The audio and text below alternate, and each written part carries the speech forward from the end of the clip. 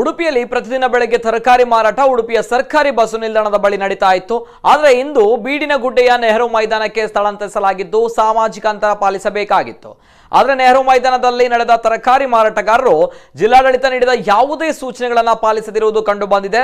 ರಾತ್ರಿ 12 ಗಂಟೆಯಿಂದಲೇ ತರಕಾರಿ ವಾಹನಗಳು ಬೇರೆ ಬೇರೆ ಜಿಲ್ಲೆಗಳಿಂದ ಉಡುಪಿಗೆ ಆಗಮಿಸುತ್ತದೆ. ಬೀಡಿನಗುಡ್ಡೆಯ ಮೈದಾನದಲ್ಲಿ ಸರಿಯಾದ ವಿದ್ಯುತ್ ದೀಪಗಳ ವ್ಯವಸ್ಥೆಗಳು ಕೂಡ ಇಲ್ಲ.